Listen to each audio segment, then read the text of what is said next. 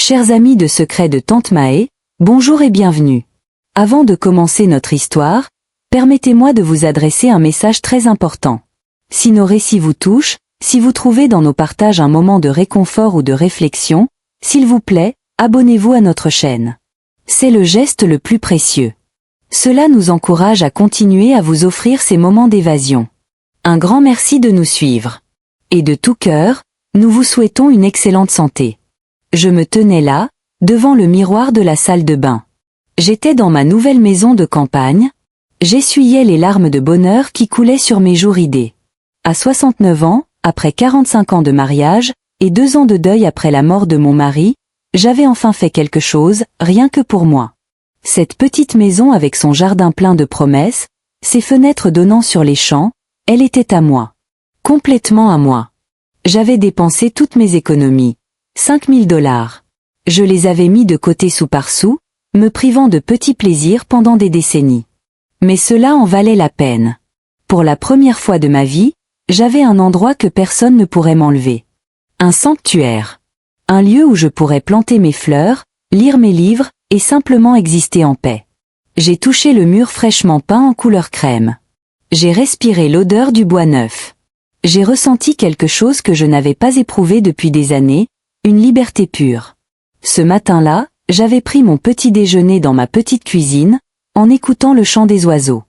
J'avais arrosé les plantes en pot que j'avais achetées en ville. J'avais déjà planifié l'endroit où je mettrais ma chaise berçante préférée. Tout était parfait. Tout était mien.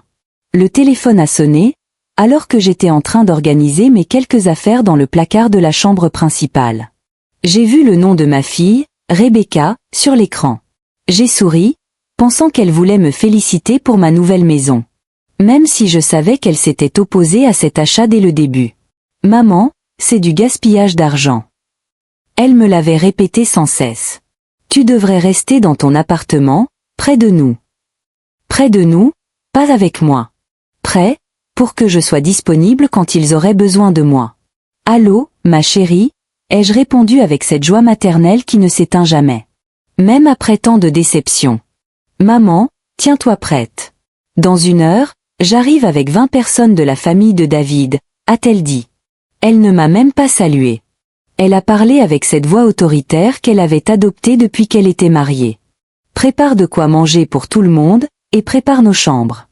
On ne reste que 2 semaines. Le monde s'est arrêté. J'ai littéralement senti le sol bouger sous mes pieds. Mon cœur s'est mis à battre si fort que j'ai cru qu'il allait exploser. 20 personnes, Rebecca? Je viens d'arriver. Je n'ai rien de prêt. Je n'ai même pas de nourriture pour eux. Maman, ne sois pas dramatique. C'est ta famille maintenant. Tu dois les accueillir correctement. David dit que sa cousine Émilie arrive avec ses 4 petits-enfants. Son frère Noah avec sa femme et les jumeaux. Et les tantes Carole et Beth arrivent aussi avec leur famille. C'est les vacances. Ils ont besoin d'un endroit gratuit où loger. Ta maison est parfaite. Mais Rebecca, je n'ai pas de place pour tant de monde. C'est une petite maison avec seulement 2 chambres. Il n'y a pas de mais. Nous sommes ta famille. Tu as l'obligation de nous aider. D'ailleurs, pourquoi as-tu acheté une si grande maison si ce n'est pas pour que nous puissions en profiter? Ne sois pas égoïste, maman. Nous sommes en route, alors dépêche-toi de tout préparer. Oh, et assure-toi d'avoir suffisamment de serviettes propres pour tout le monde. Les enfants voudront se baigner dans le lac.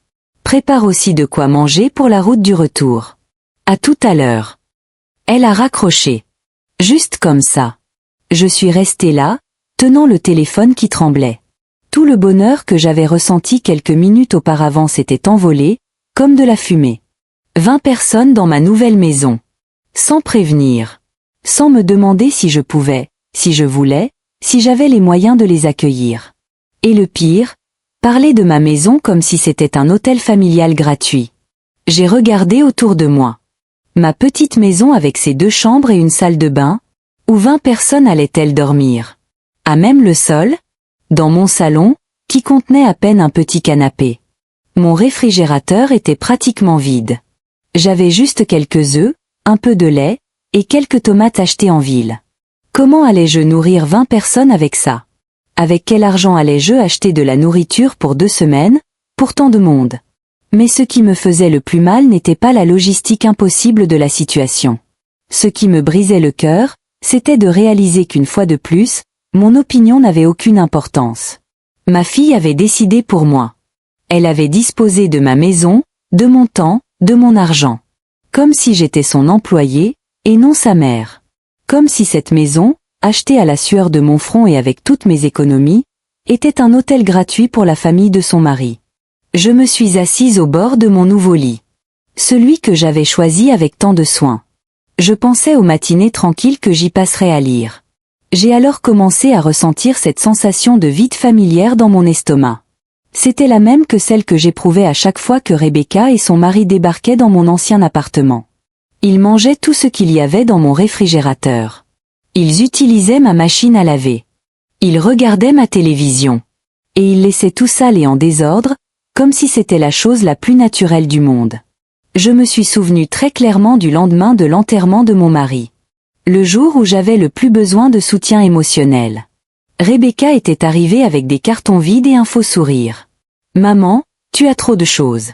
Tu dois te débarrasser de tout ça », m'avait-elle dit.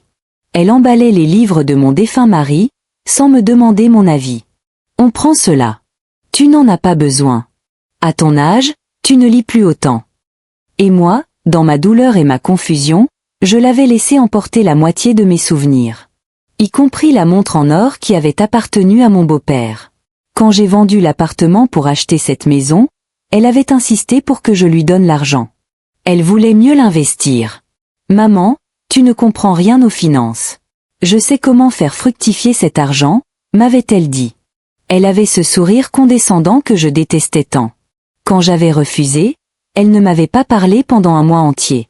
Et maintenant, le jour même où j'emménageais, elle réclamait déjà son droit d'utiliser ma maison. Comme si c'était la sienne. Des larmes ont recommencé à couler sur mes joues. J'ai regardé par la fenêtre le jardin que j'avais rêvé d'entretenir. Dans 1 heure, tout ce silence, cette paix, ce sentiment de liberté, tout allait se transformer en chaos. Je suis restée assise sur mon lit pendant plusieurs minutes.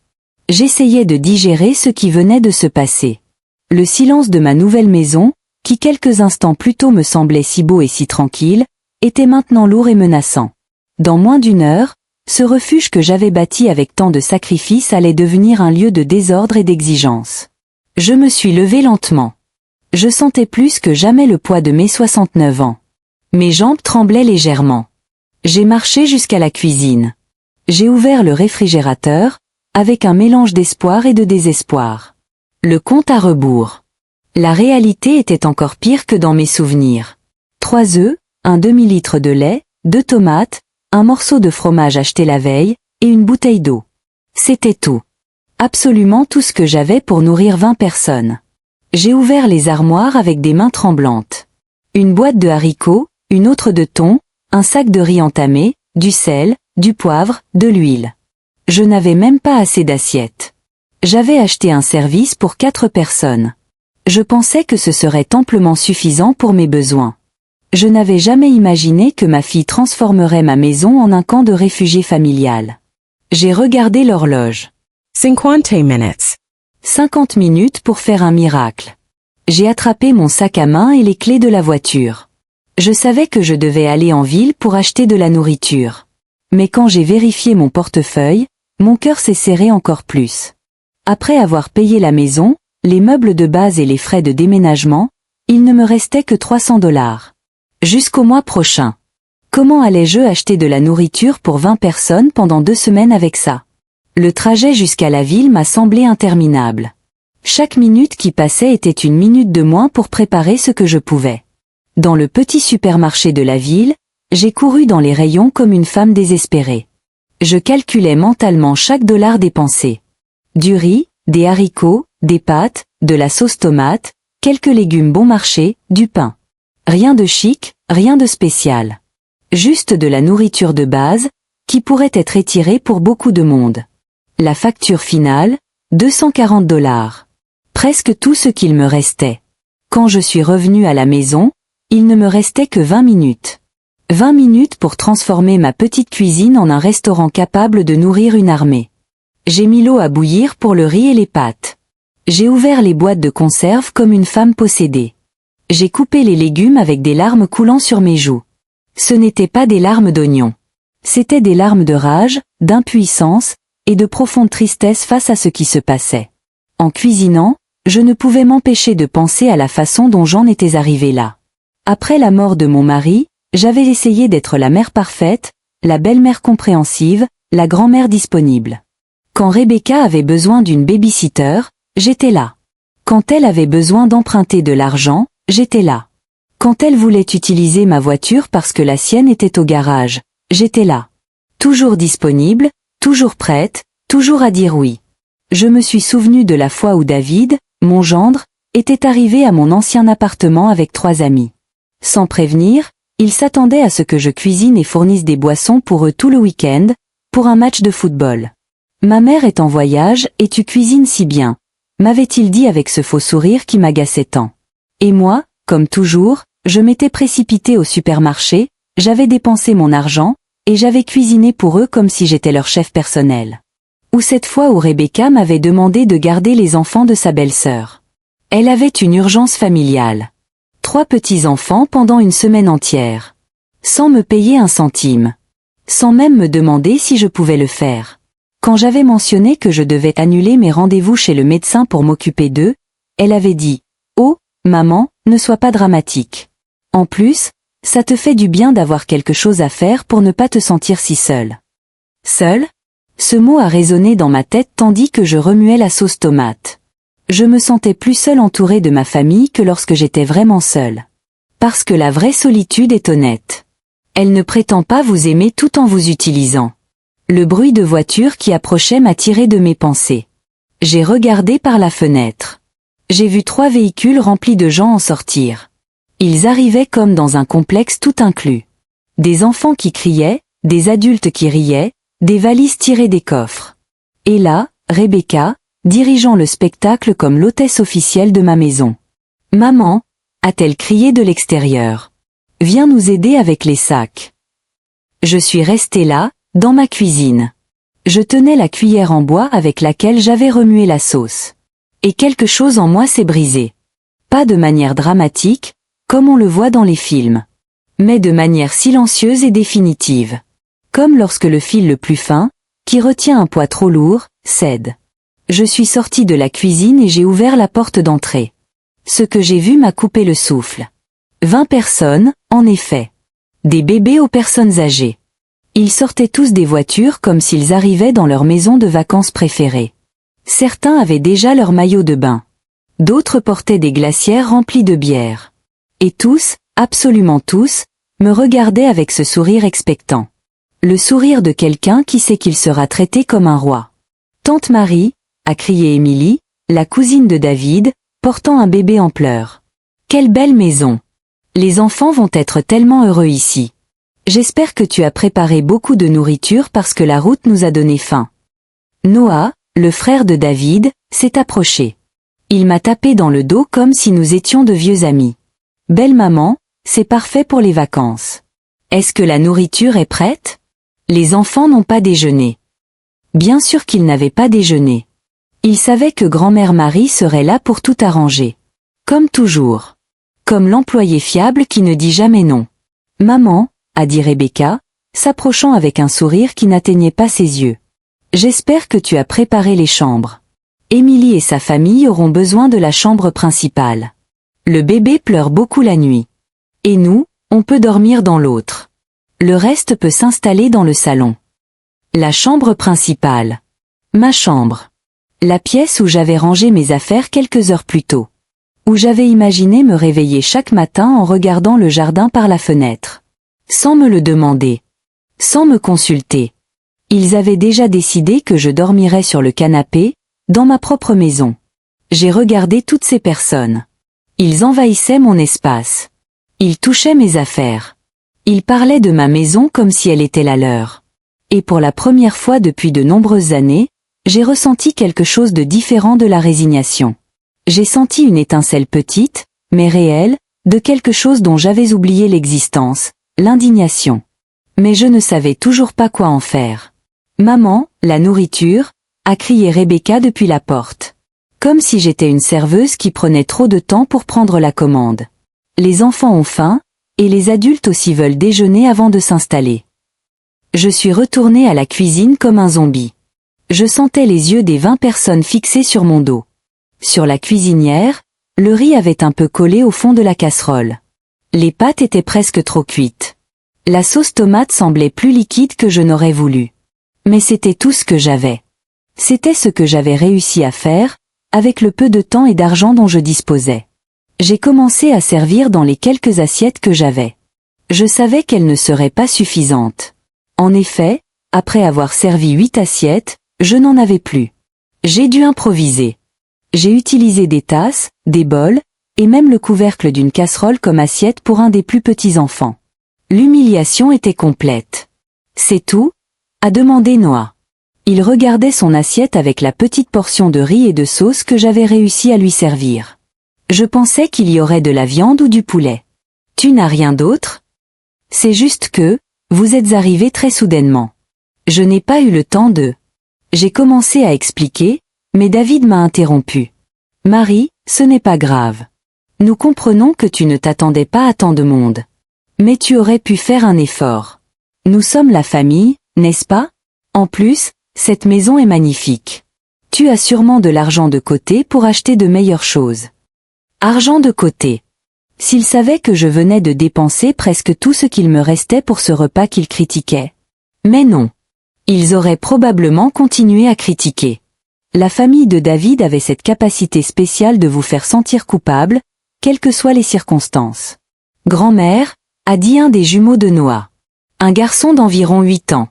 Tu as des jeux vidéo comme chez mes autres grands-parents ? Non, mon cœur, il n'y a pas de jeux vidéo ici, ai-je répondu avec la voix la plus douce possible. J'essayais de ne pas décharger ma frustration sur un enfant innocent. Et la télévision par câble ? Et le Wi-Fi ? A-t-il continué de demander. Pas encore, mon chéri. Je viens d'emménager. Je n'ai pas encore installé ces services. L'enfant m'a regardé comme si je lui avais dit que je vivais dans une grotte. Alors, qu'est-ce qu'on va faire pendant 2 semaines ? C'est ennuyeux. Émilie, tout en changeant la couche de son bébé sur ma table de salle à manger, s'est jointe à la conversation. Marie, il faut que tu ailles en ville acheter des couches, du lait en poudre, et de la nourriture pour bébé. J'ai oublié d'en apporter assez pour 2 semaines. Nous avons aussi besoin de crème solaire, de répulsifs anti-moustiques, et d'autres petites choses. Elle m'a tendu une liste griffonnée sur une serviette en papier. Voici tout ce qui est écrit. Tu peux y aller cet après-midi. J'ai pris la liste avec des mains tremblantes. Couches, lait en poudre, crème solaire, répulsif, serviettes hygiéniques, médicaments contre le mal de tête, aspirine, antiacide, shampoing pour enfants, savon antibactérien, lessive. La liste semblait interminable. J'ai calculé mentalement au moins 200 $ de plus. Les derniers 200 $ qu'il me restait. Émilie, ai-je dit, essayant de rester calme. Je n'ai pas beaucoup d'argent disponible pour l'instant. Je viens d'acheter la maison et... Oh, Marie, m'a-t-elle interrompu en riant. Ne sois pas dramatique. Ce sont juste des choses de base. Ça ne va pas te ruiner. En plus, c'est pour ta famille. Je suis sûre que tu as mis quelque chose de côté pour les urgences. Urgences. C'était mon urgence. Mais pas le genre que j'avais prévu. Paul, un des oncles de David, s'est approché avec une bière à la main. Une bière qu'il avait prise dans sa propre glacière. Heureusement, car je n'avais même pas de boisson. Marie, où pouvons-nous mettre nos affaires ? Il nous faut de la place dans le réfrigérateur pour nos bières et notre nourriture. J'ai ouvert mon petit réfrigérateur. Il était déjà plein avec le peu de choses que j'avais achetées ce matin. Eh bien, tu peux déplacer mes affaires. Parfait, a-t-il dit. Il commençait déjà à sortir mes affaires du réfrigérateur pour y mettre les siennes. Et où est la chambre où Robert et moi allons dormir ? Tu n'as que 2 chambres, et Rebecca a dit que... Oh, ne t'inquiète pas. On peut dormir dans le salon. Assure-toi juste qu'il y ait assez de couvertures et d'oreillers. Il fait froid la nuit ici, à la campagne. Des couvertures et des oreillers pour 20 personnes. J'avais exactement 3 couvertures et 4 oreillers dans toute la maison. Ma maison, qui se transformait en hôtel de charité. Pendant ce temps, les enfants avaient découvert mon jardin. Ils couraient parmi les plantes en pot que j'avais achetées avec tant d'amour ce matin-là. J'ai vu l'un d'eux piétiner mes petits plants de tomates. Je les avais plantés quelques heures auparavant, pleines d'espoir et d'excitation. « Les enfants, faites attention !» ai-je crié par la fenêtre. « Oh, laisse-les tranquilles !» a crié Noah en retour. « Ce sont des enfants. Ils ont besoin de courir et de jouer. C'est pour ça qu'on est venu à la campagne. Pour qu'ils soient libres. Libres dans mon jardin. Détruisant mes plantes. Avec mon argent payant leurs repas. Pendant que je devenais l'employé de l'hôtel pour toutes ces personnes. Rebecca s'est approchée de moi. J'étais en train de faire la vaisselle dans le petit évier de la cuisine. « Maman, il faut que je te parle. La famille de David est très excitée d'être ici, mais je pense que tu pourrais essayer un peu plus de faire en sorte qu'ils se sentent les bienvenus. » Je me suis tournée vers elle. Mes mains dégoulinaient d'eau savonneuse. « Essayez plus ? » ?»« Oui, maman. La nourriture était basique, et la maison semble un peu froide. Comme si tu ne voulais pas de nous ici.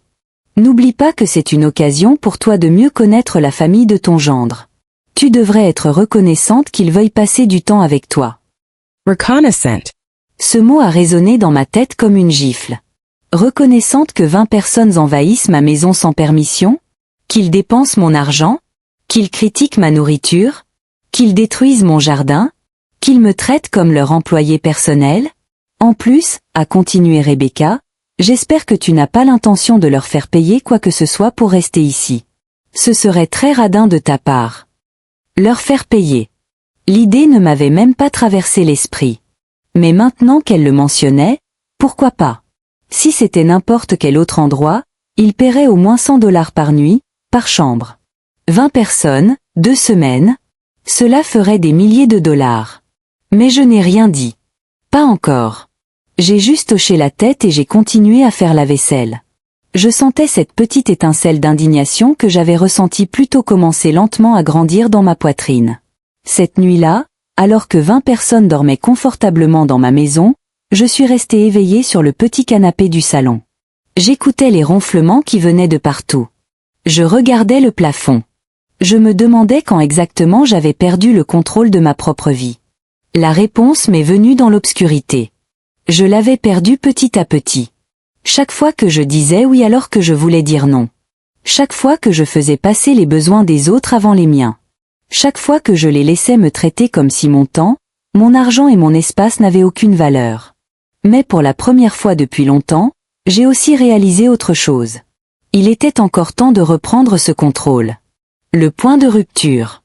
Je me suis réveillée à 5 heures du matin avec un terrible mal de dos. C'était à cause du canapé.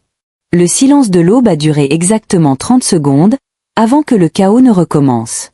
Le bébé d'Emily s'est mis à pleurer. Cela a réveillé tous les autres enfants. Ils ont immédiatement commencé à courir dans la maison, criant et jouant comme si c'était un parc d'attractions. Je me suis levée du canapé. Je sentais chacun de mes 69 ans dans mes articulations. Je me suis dirigée vers la cuisine pour faire du café.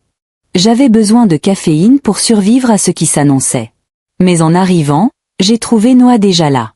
Il fouillait dans mon réfrigérateur comme si c'était le sien. « Bonjour, Marie », a-t-il dit sans lever les yeux. « Où est le café ? Et il nous faut du lait pour les céréales des enfants. »« Je n'ai pas de céréales », ai-je répondu. J'essayais de garder un ton neutre. « Comment ça, tu n'as pas de céréales ? Qu'est-ce que les enfants vont manger pour le petit déjeuner ? Alors ? » C'était une question honnête. Je n'avais pas de réponse honnête. Je n'avais pas de céréales. Je n'avais pas assez de lait. Je n'avais rien d'assez pour nourrir 20 personnes pendant 2 semaines. Mon petit garde-manger était conçu pour une personne seule, qui mangeait simplement et économiquement. Je peux faire des œufs brouillés ? Ai-je proposé. Je savais qu'il me restait exactement 6 œufs. Après ceux que j'avais utilisés la veille. 6 œufs pour 20 personnes ? A demandé Noah en riant. On ferait mieux d'aller en ville acheter de la vraie nourriture. Mais fais vite, parce que les enfants auront faim bientôt. Allons-y. Allons-y.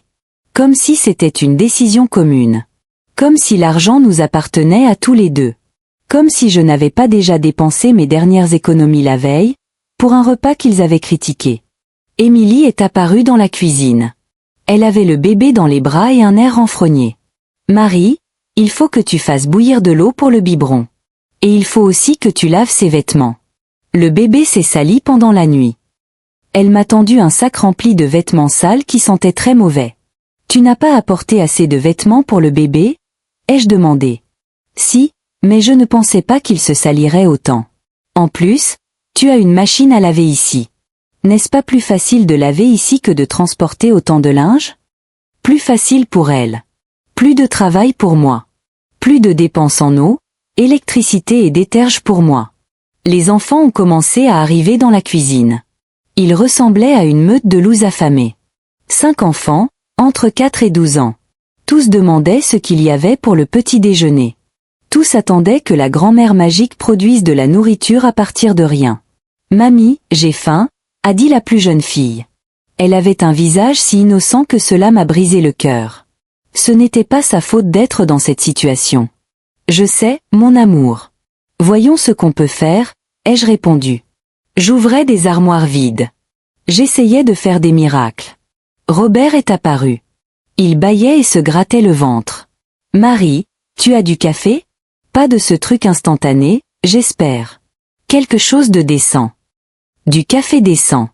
Je venais de me lever de mon propre canapé, après avoir été chassé de mon propre lit. Et il me demandait du café de gourmet.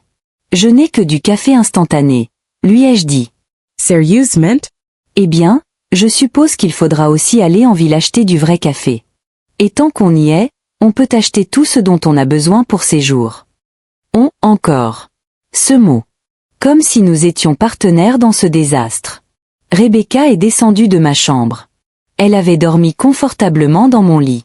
Elle avait l'air parfaitement reposée. Bonjour, maman. Le petit déjeuner est prêt? David a fame. Il n'aime pas attendre. Rebecca, je n'ai pas assez de nourriture pour... Maman, on en a déjà parlé hier. Il faut que tu t'organises mieux.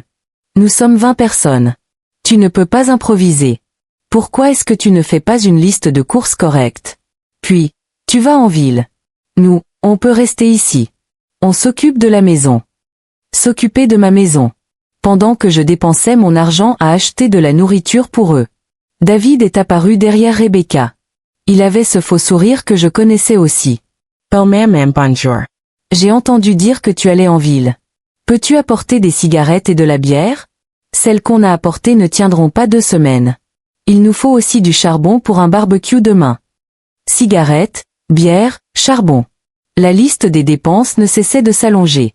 Mon portefeuille, lui, ne cessait de rétrécir. David, je ne fume pas et je ne bois pas. Je ne connais pas les marques. Ne t'inquiète pas, n'importe quelle marque fera l'affaire. L'important, c'est qu'on ait assez pour passer un bon moment. Passer un bon moment avec mon argent. Dans ma maison. Pendant que je travaillais comme leur employé personnel. Paul s'est joint au groupe dans la cuisine. Marie, hier soir j'ai parlé à Robert. On s'est dit que ce serait une bonne idée de faire un grand barbecue pour toute la famille. On peut inviter d'autres parents qui vivent dans les environs. Qu'est-ce que tu penses d'organiser quelque chose pour le week-end? Plus de parents? Ai-je demandé. Je sentais ma tension monter. Oui, on est une grande famille, très unie. Ça va être amusant. Il faut juste que tu achètes de la viande. Pour environ 30 personnes. Rien d'extraordinaire. 30 personnes. De la viande pour 30 personnes. J'avais calculé mentalement au moins 5 cents dollars de plus. De l'argent que je n'avais absolument pas. Je ne pense pas pouvoir me le permettre. Oh Mary, interrompit Emily. Ne sois pas radine. C'est une réunion de famille. D'ailleurs, avec ce que tu économises en ne payant pas d'hôtel pour nous tous, tu peux sûrement te permettre un barbecue. Ne pas payer d'hôtel. Comme si être dans ma maison était gratuit. Comme si mon temps, mon espace, ma paix d'esprit ne valait rien. Pendant ce temps, les enfants avaient trouvé mes quelques boîtes de biscuits apéritifs et les mangeaient directement du paquet, éparpillant des miettes partout dans ma cuisine fraîchement nettoyée. Les enfants, ne mangez pas ça. Criai-je. À quoi sont ces biscuits, maman? Demanda Rebecca d'un ton agacé. Ce ne sont que des biscuits. Les enfants ont faim, et tu n'as rien préparé pour le petit déjeuner. Laisse-les au moins manger quelque chose. Quelque chose. Mess biscuits? Ma nourriture? Ma dernière réserve de nourriture dans la maison? Maman continua Rebecca. Je pense que tu es un peu égoïste. C'est une si belle occasion de rapprochement familial. Et tu te plains juste de petites choses comme des biscuits et de l'argent. N'es-tu pas heureuse de nous voir heureux? Heureux. Ils étaient heureux. Heureux de dépenser mon argent, de dormir dans ma maison, de manger ma nourriture et de me traiter comme leur employé. Bien sûr qu'ils étaient heureux. Je suis restée là, dans ma cuisine, entourée de 20 personnes qui me regardaient comme si j'étais la méchante de l'histoire. Tout ça parce que je n'avais pas assez de nourriture pour les nourrir gratuitement pendant 2 semaines. Le déclic libérateur. Et quelque chose a finalement fait tilt en moi. Ce n'était pas une explosion dramatique. C'était plutôt comme une pièce de puzzle, déplacée depuis des années, qui trouve enfin sa place. Soudain, j'ai pu voir l'image complète avec une clarté qui m'a surprise. Ces gens ne m'aimaient pas. Ils avaient besoin de moi. Il y avait une différence énorme entre ces deux choses, et j'avais passé des années à les confondre. C'est bon, leur ai-je dit avec un calme qui m'a même étonné. Je vais aller en ville acheter ce dont vous avez besoin. Tout le monde a souri, satisfait d'avoir gagné une autre bataille contre la grand-mère obligeante. Mais en prenant mon sac à main et mes clés de voiture, je ne pensais pas à la nourriture ou aux listes de courses. Je pensais à quelque chose de tout à fait différent. Je pensais au bureau d'avocat que j'avais vu en ville hier et à une conversation qu'il était peut-être temps d'avoir. Pour la première fois depuis des jours, j'ai quitté ma maison avec un vrai sourire aux lèvres. Une nouvelle perspective. Le trajet jusqu'en ville ce matin-là fut le plus libérateur que j'ai connu depuis des années. Pour la première fois depuis l'arrivée de ma famille, j'étais seule avec mes pensées. Personne ne me réclamait rien, pas d'enfants qui criaient, pas d'adultes me traitant comme une femme de ménage. Le silence de la voiture a agi comme un baume sur mon âme blessée. Mais je ne suis pas allée directement au supermarché, comme il s'y attendait. Au lieu de cela, je me suis garée devant un petit café que j'avais repéré la veille. Je me suis assise pour prendre une vraie tasse de café tout en organisant mes idées. J'avais besoin de temps pour digérer ce que j'avais compris ce matin-là. « Vous allez bien, madame ?»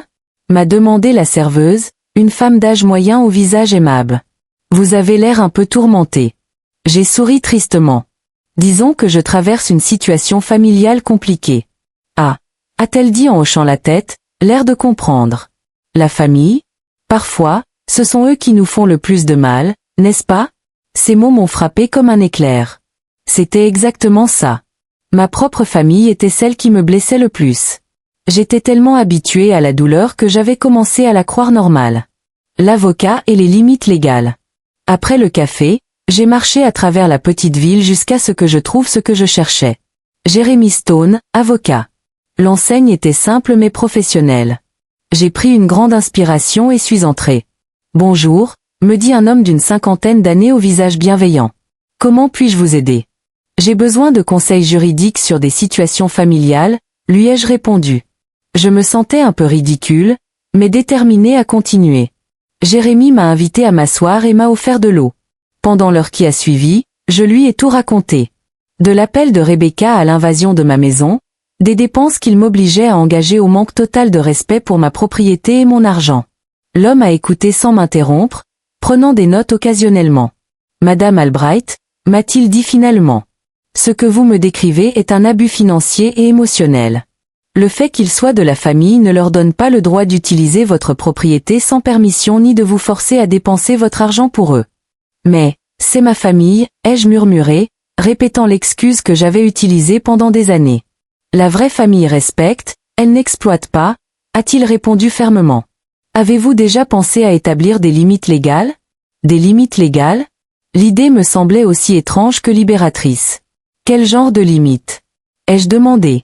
Eh bien, par exemple, votre maison est votre propriété privée. Vous avez le droit absolu de décider qui peut y être et à quelles conditions. Si quelqu'un refuse de partir quand vous le lui demandez, il est techniquement en situation d'intrusion. Intrusion. Ma propre famille. De plus, a poursuivi Jérémy. Si autant de personnes utilisent votre propriété comme lieu de logement, légalement, vous pourriez leur facturer les services que vous leur fournissez, nourriture, logement, services publics de base. Dans n'importe quel hôtel, ils paieraient des centaines de dollars pour ce que vous leur offrez gratuitement. Pourrais-je vraiment les facturer ? Ai-je demandé, ressentant un mélange d'espoir et de terreur. Bien sûr. C'est votre maison. Ce sont vos ressources. S'ils ont décidé de venir sans y être invités et sans contribuer financièrement, vous avez tout à fait le droit d'établir des conditions commerciales pour leur séjour. J'ai quitté le bureau de Jérémy avec un dossier plein de documents et une nouvelle perspective sur ma situation.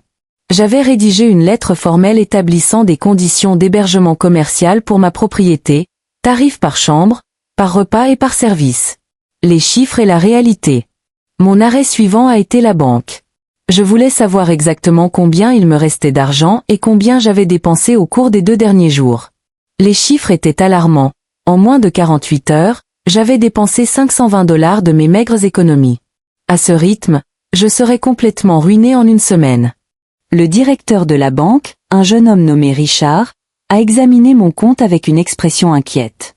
Madame Albright, ces dépenses sont très élevées pour votre revenu habituel. Tout va bien ? M'a-t-il demandé. J'ai brièvement expliqué la situation, et il a hoché la tête, compréhensif. Écoutez, ce ne sont pas mes affaires, mais j'ai vu des cas similaires. Des personnes âgées qui se laissent exploiter financièrement par des proches. Avez-vous envisagé de mettre des limites à vos dépenses ? Je commence à y penser, ai-je répondu. Si vous avez besoin d'aide pour contrôler vos dépenses ou établir un budget qui vous protège des dépenses excessives involontaires, nous pouvons vous aider. Nous pouvons également configurer votre compte pour exiger une autorisation spéciale pour les dépenses dépassant un certain montant. C'était un autre outil dont j'ignorais l'existence. Une autre façon de me protéger de ma propre générosité mal avisée. Le retour à la maison. Finalement, je suis allé au supermarché. Mais cette fois, je n'ai acheté que le strict nécessaire. Riz, haricots, pâtes, sauce tomate, quelques légumes bon marché. Pas de luxe, pas de viande pour barbecue, pas de bière ou de cigarettes. J'ai dépensé exactement $50. Quand je suis rentré 3 heures plus tard, j'ai été accueilli par un cœur de plainte. Maman, tu as mis une éternité. Agree, Rebecca. Les enfants meurent de faim, et nous aussi. Où est la viande pour le barbecue ? A demandé Paul. Et la bière ?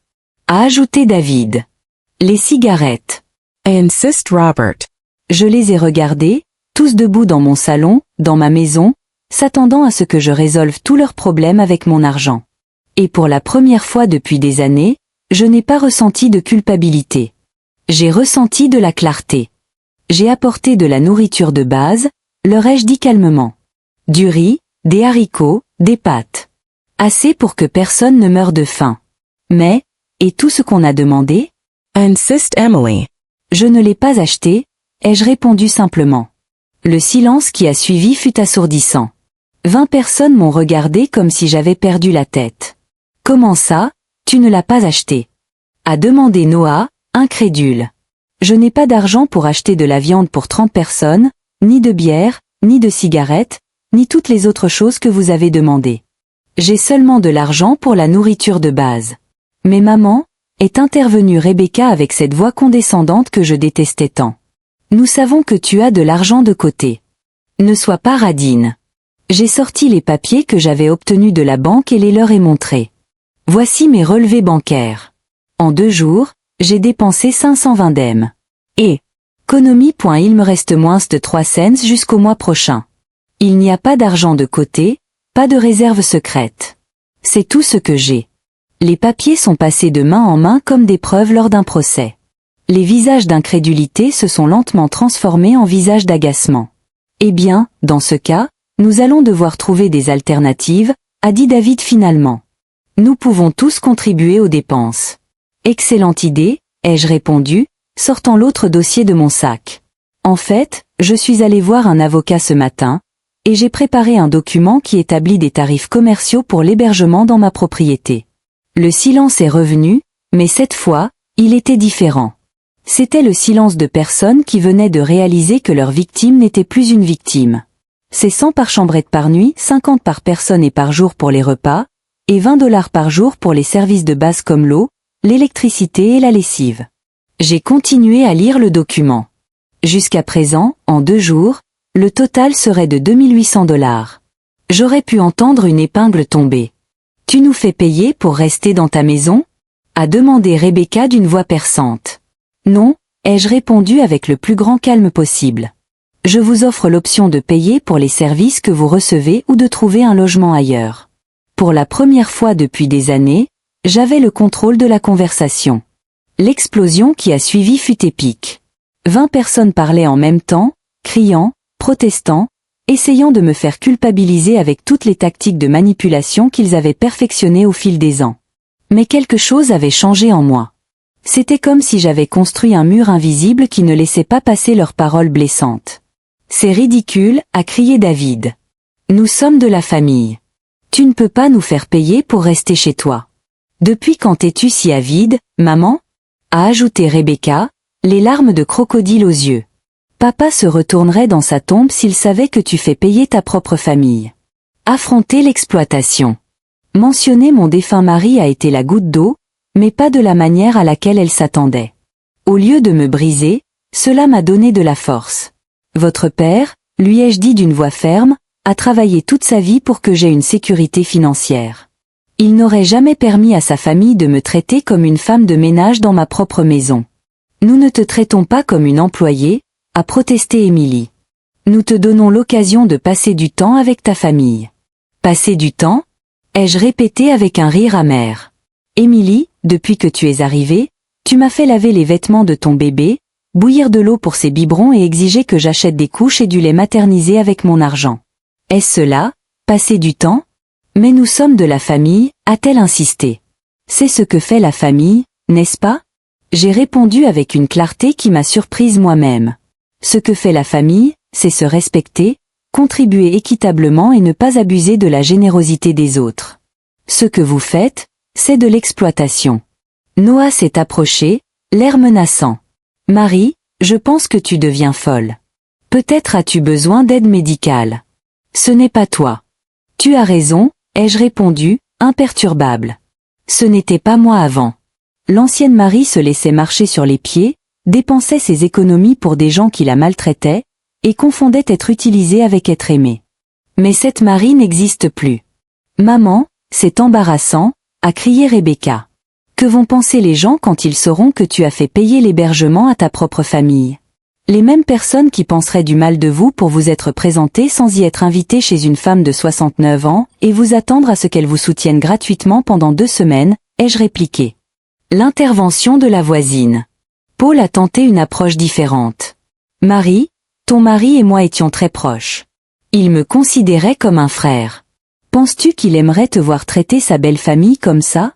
Mon mari, ai-je répondu, m'a appris à m'estimer. Il m'a appris que le véritable amour se manifeste par des actions, pas par des paroles. Et il m'a appris que permettre aux autres d'abuser de vous n'est pas de l'amour. C'est de la lâcheté. Robert a tenté l'intimidation. Marie, je ne pense pas que tu réalises la situation dans laquelle tu t'engages.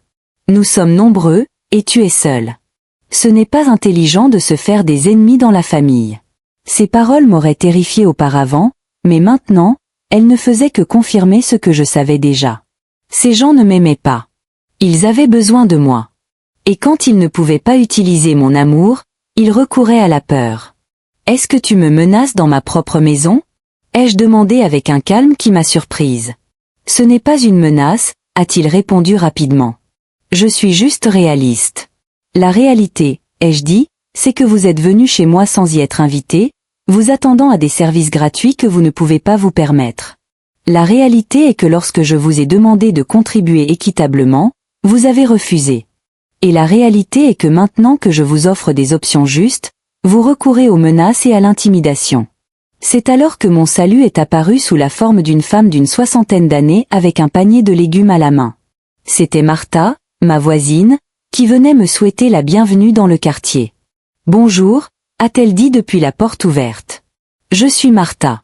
Je vis à côté. Je suis venue rencontrer ma nouvelle voisine, et oh, excusez-moi. Je vois que vous avez des visites. Entrez, s'il vous plaît, ai-je dit, reconnaissante de l'interruption. Martha est entrée et a immédiatement senti la tension dans l'atmosphère.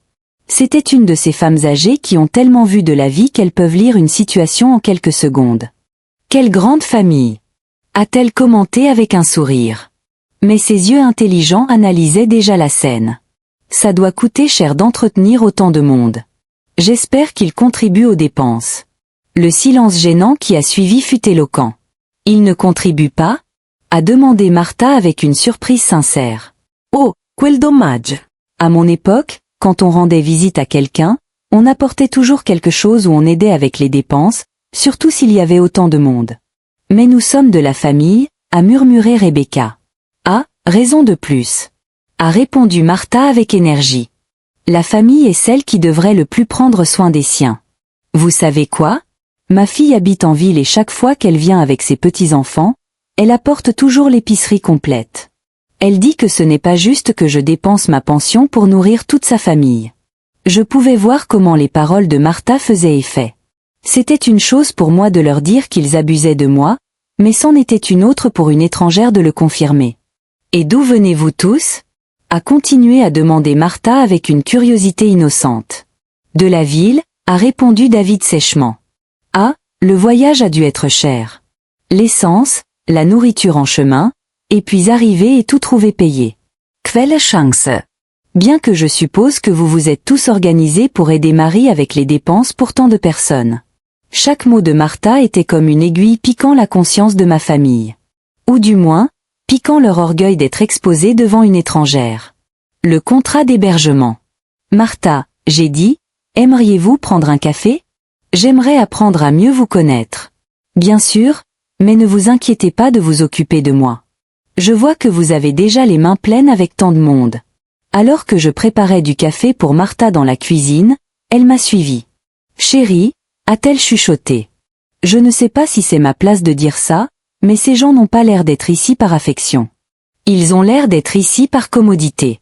Ces mots ont été comme une bombe. Quelqu'un d'autre voyait ce que je voyais, mais que je niais depuis des années. Est-ce si évident? Ai-je demandé. Ma chérie, j'ai 60 ans dans ce monde.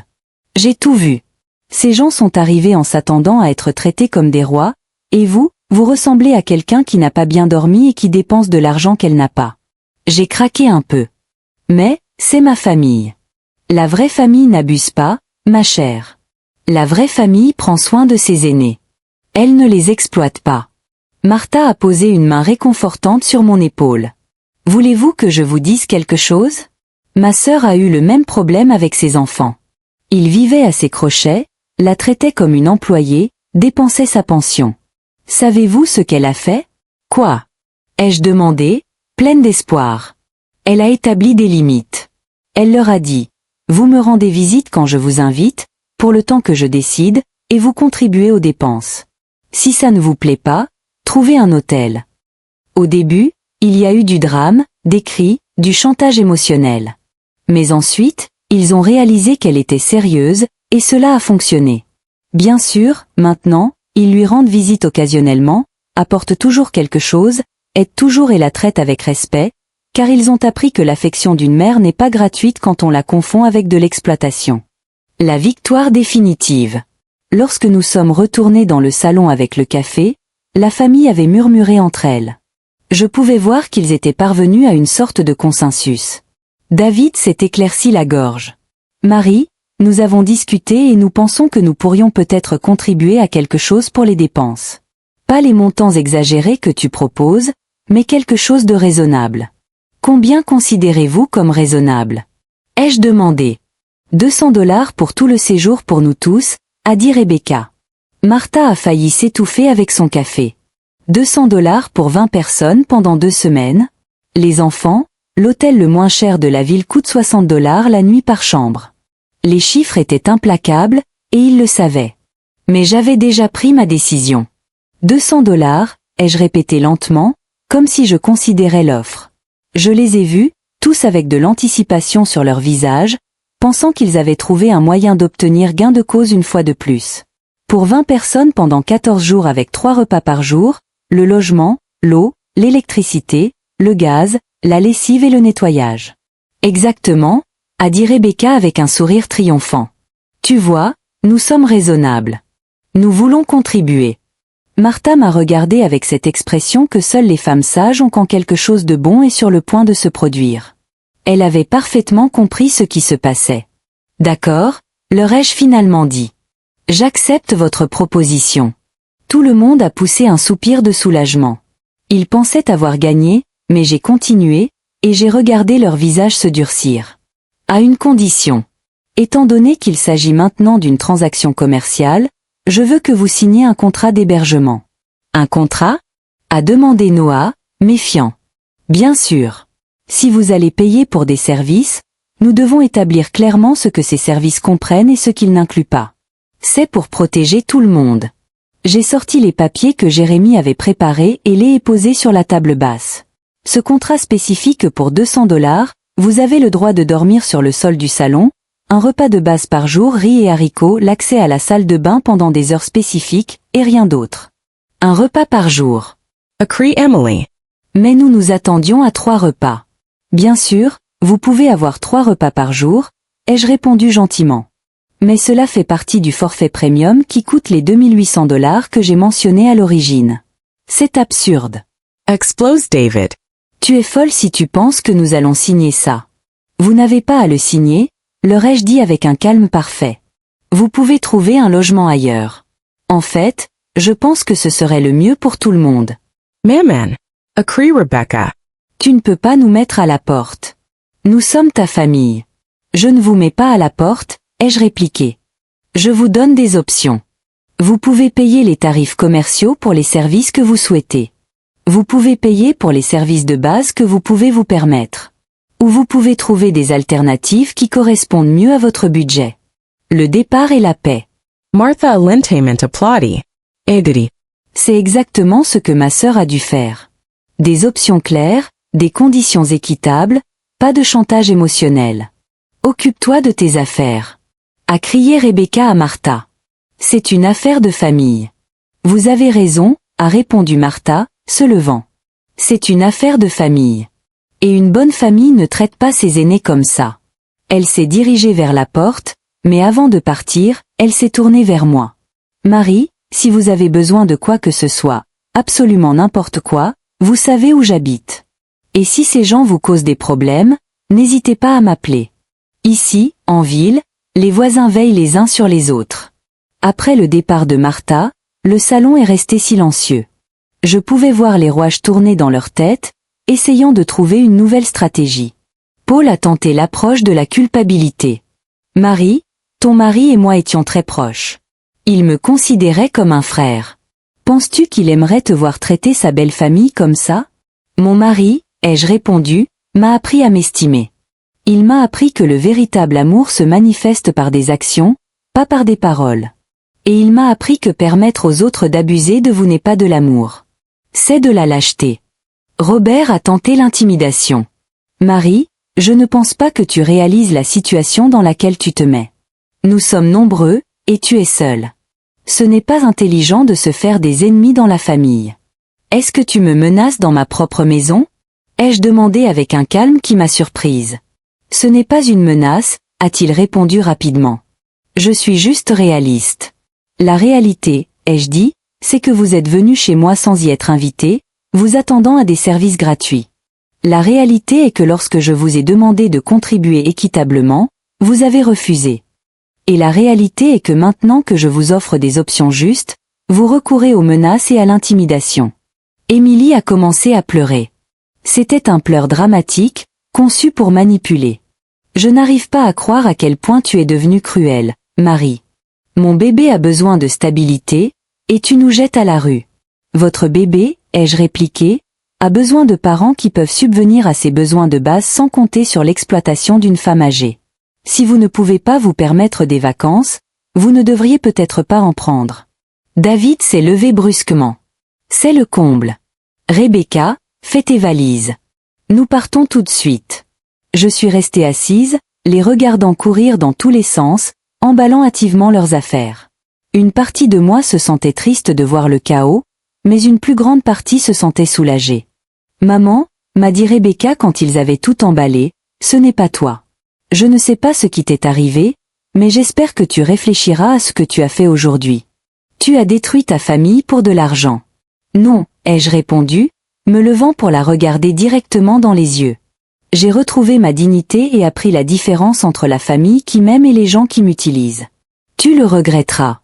A-t-elle crié en partant. Quand tu seras seule et malade, ne viens pas nous demander de l'aide. Je préfère être seule avec dignité qu'accompagnée sans respect, ai-je répliqué.